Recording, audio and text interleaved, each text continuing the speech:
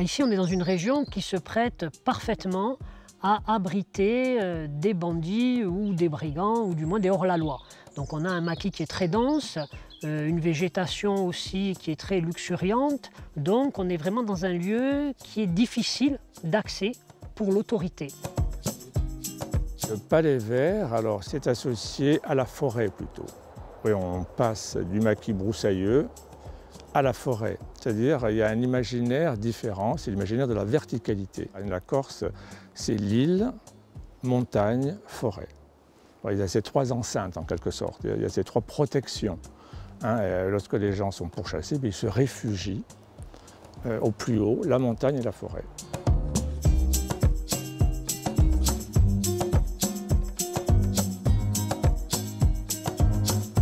Le bandit au maquis, c'est vraiment un phénomène qu'il faut prendre en compte sur la longue durée.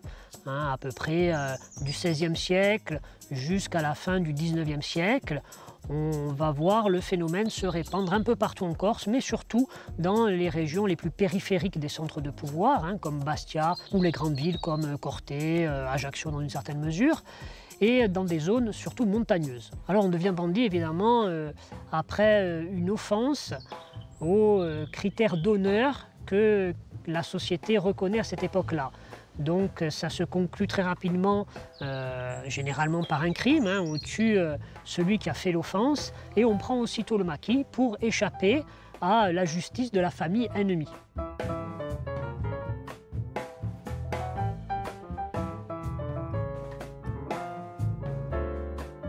Alors pour faire face à la rudesse, à la dureté de la vie au maquis, on a un détournement de la panoplie de l'habit du villageois ordinaire, c'est-à-dire qu'on part, on prend le maquis avec son pilone, on prend le maquis avec son zaïn ou son petit sac, sa gourde, et évidemment ses armes, son fusil, son pistolet et son stylet.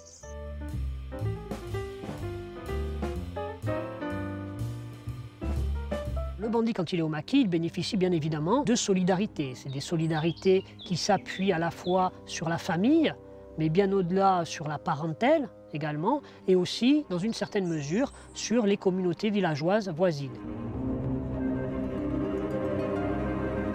Et à partir du moment où il ne respecte plus les règles de cette vie communautaire traditionnelle et qu'il bascule dans la délinquance, à partir de ce moment-là, il est un brigand et non plus un bandit. Avec la restauration monarchique qui se met en place, c'est-à-dire avec le congrès de Vienne, donc on met en place une nouvelle Europe. Il y a évidemment des règlements de compte et beaucoup de Corses qui sont pourchassés vont se réfugier dans les forêts.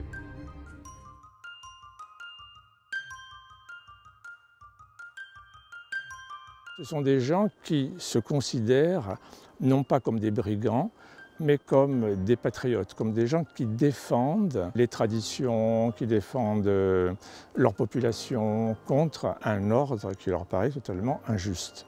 Donc bandits d'honneur, il y a des affaires privées, c'est évident, mais il y a toujours en arrière-fond la défense de la communauté. Alors ici, on va se rendre dans une grotte qui s'appelle Sapardione et dite aussi la grotte du bandit, donc qui servait d'abri à un bandit fumourbé. Et il faut à peu près une bonne heure de marche dans ce maquis qui est assez dense, mais qui est vraiment spécifique du paysage qui a fait, entre guillemets, le bandit au maquis.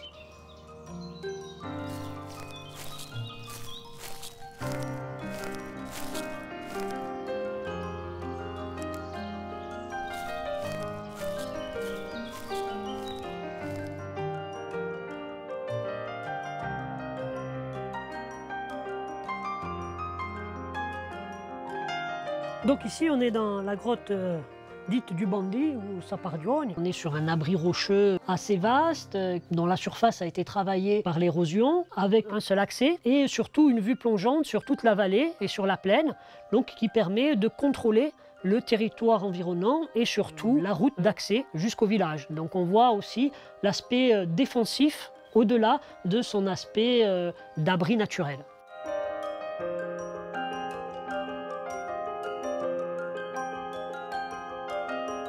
Et on est vraiment dans un habitat, alors temporaire évidemment, hein, c'est vraiment la vie au maquis, et un point d'eau, une rivière qui coule juste en contrebas. Donc on est vraiment là dans l'environnement naturel, dans tous les sens du terme, du Bondy au maquis. Alors les bandys sont relativement mobiles. Ici on est dans vraiment ce qui est l'abri temporaire, hein, notamment pour les intempéries ou pour la saison hivernale. Mais généralement le bandy est relativement mobile, pour échapper bien évidemment à la justice, mais aussi aux familles avec lesquelles il entretient des inimités.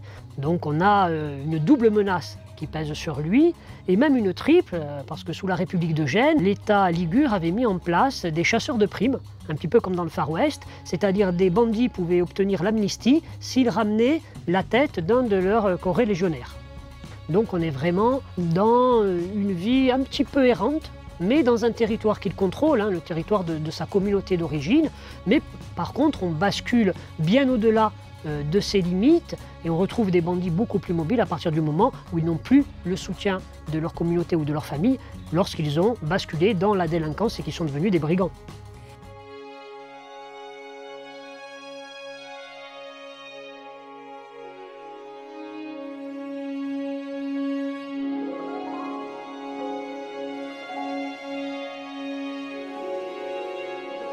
Au départ, c'est quelqu'un qui, à l'âge de 20 ans, un peu plus tôt, refuse, je dirais, l'incorporation.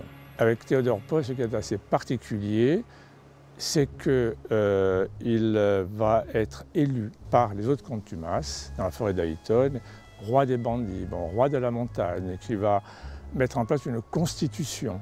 Oui, on se dit, tiens, c'est assez particulier. Et en même temps, on s'aperçoit en fait, qu'il appartient à un mouvement qui est le carbonarisme. C'est cette société secrète qu'on retrouve dans tout le sud de l'Europe, qui rassemble les républicains et les bonapartistes, qui à l'époque sont pourchassés et qui jurent la mort au roi. Et lorsqu'ils vont attaquer les gendarmeries, par exemple, lorsqu'ils vont faire des coups de force, ils le font toujours avec un esprit, c'est pas seulement le bandit, c'est pas seulement, je dirais, le pillard. C'est pas ça. Ils défendent une conception et surtout, ils refusent un pouvoir qu'ils soutiennent comme illégitime.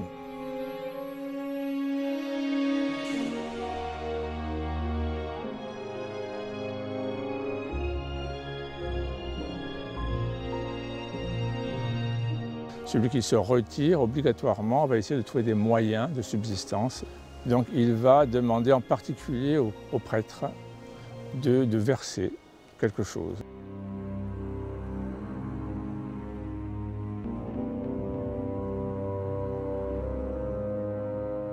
C'est ce qu'il va appeler l'impôt ecclésiastique. L'Église fait un retour important après 1815, et c'est de nouveau l'association entre le trône et l'autel. Et c'est vrai que l'Église s'est montrée à ce moment-là très anti-républicaine, très anti-bonapartiste. Et puis c'est des gens qui disposent d'un peu d'argent.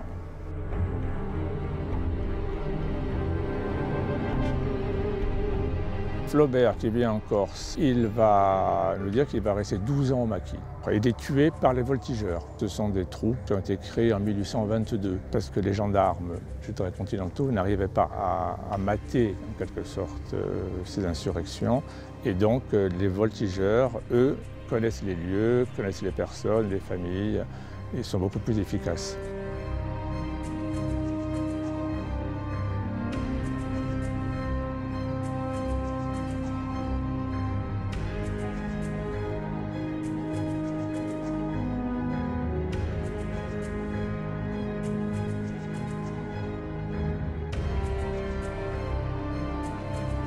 Les écrivains romantiques vont s'intéresser à ces personnages exceptionnels, voilà, qui sont le contraire de la figure du bourgeois. Le guerrier, le soldat perdu, celui qui vit de manière libre en sachant qu'il va mourir, eh bien cela va fasciner.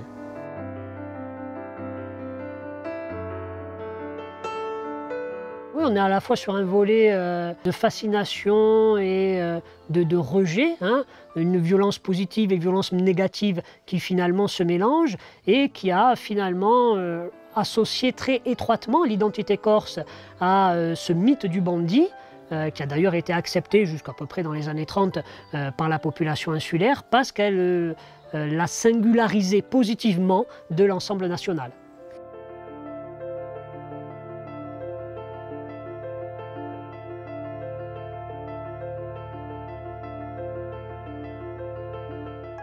Il y a deux aspects, toujours pareil.